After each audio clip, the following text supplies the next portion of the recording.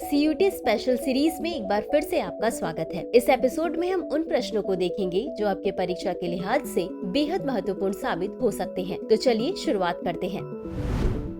निम्नलिखित में से कौन सी नदी चंबल में नहीं मिलती है?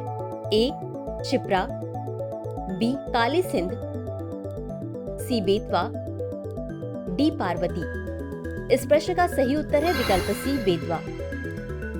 चलिए देखते हैं इसके विश्लेषण को। बेतवा नदी चंबल नदी में नहीं मिलती है। क्षिप्रा, काली सिंध और पार्वती चंबल नदी की प्रमुख सहायक नदियां हैं।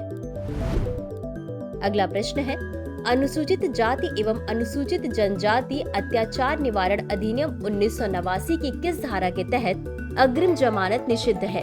ए धारा 22, बी धारा 20, सी धारा 18, डी धारा 16। इस प्रश्न का सही उत्तर है विकल्प सी धारा 18।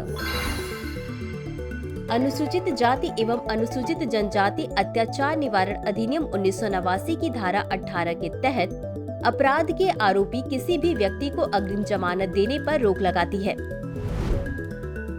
अगला प्रश्न है, भारतीय शिक्षा के संदर्भ में नीट का क्या अर्थ है? ए राष्ट्रीय इंजीनियरिंग प्रवेश परीक्षा, बी राष्ट्रीय शैक्षिक परीक्षण परीक्षा, सी राष्ट्रीय मूल्यांकन और पात्रता परीक्षा या डी राष्ट्रीय पात्रता सह प्रवेश परीक्षा। इस प्रश्न का सही उत्तर है विकल्प डी राष्ट्रीय पात्रता सह प्रवेश परीक्षा। चलिए देखते हैं इसके विश्लेषण को। नीट का अर्थ है राष्ट्रीय पात्रता सह प्रवेश परीक्षा, जो भारत में उन छात्रों के लिए एक प्रवेश परीक्षा है जो भारत में सरकारी या निजी मेडिकल और डेंटल कॉलेजों में स्नातक चिकित्सा पाठ्यक्रम एवं दंत चिकित्सा पाठ्यक्रम का अध्ययन करना चाहते हैं। अगला प्रश्न है, विश्व एड्स दिवस कब मनाया जाता है?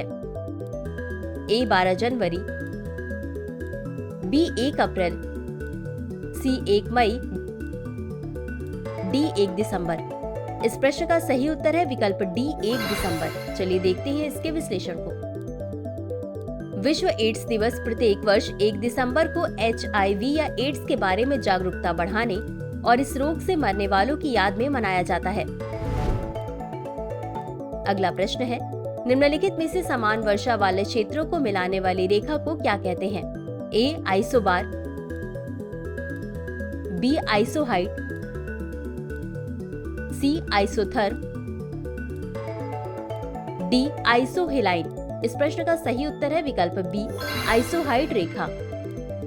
चलिए देखते हैं इसके विश्लेषण को। आइसोहाइट अर्थात समवर्षा रेखा मानचित्र पर एक रेखा है जो किसी निश्चित अवधि में समान मात्रा में वर्षा वाले बिंदुओं को जोड़ती है। अगला प्रश्न है, अंतर्राष्ट्रीय योग दिवस कब मनाया जाता है? ए 19 जून, बी 20 जून, सी 21 जून, डी 22 जून। इस प्रश्न का सही उत्तर है विकल्प सी 21 जून। चलिए देखते हैं इसके विश्लेषण को। अंतर्राष्ट्रीय योग दिवस हर साल 21 जून को मनाया जाता है। इस वर्ष 2024 की थीम स्वयं और समाज के लिए योग है। अगला प्रश्न है, भारत के प्रथम लोकसभा अध्यक्ष कौन थे? ए श्री गणेश वासुदेव मावलंकर, बी सरदार हुकुम सिंह, सी श्री नीलम संजीव रेड्डी, डी श्री बलिराम भगत। इस प्रश्न का सही उत्तर है विकल्प ए श्री गणेश वासुदेव मावलंकर। चलिए देखते हैं इसके विश्लेषण को। श्री गणेश वासुदेव मावलंकर वर्ष 1952 से 1956 तक लोकसभा के प्रथम अध्यक्ष रहे। अगला प्रश्न है, ग्रीन मफलर किस प्रदूषण से संबंधित है? ए मृदा प्रदूषण, बी वायु प्रदूषण, सी ध्वनि प्रदूषण, डी जल प्रदूषण।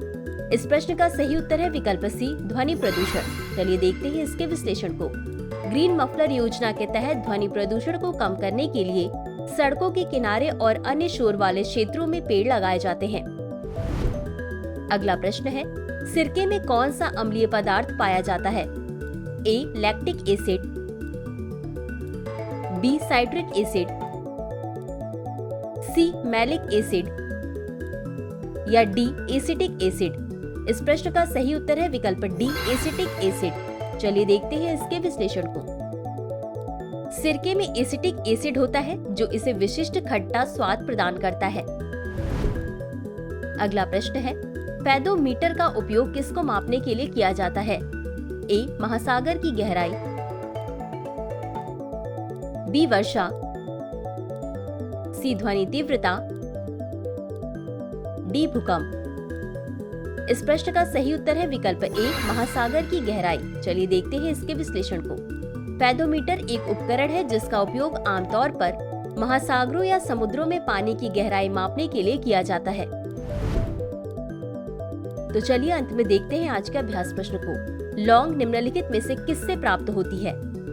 ए. जड़, बी. स्टेम, सी. फल, डी. फूल की कली। इस प्रश्न का उत्तर कमेंट बॉक्स में जरूर दें। आज के लिए बस इतना ही। धन्यवाद।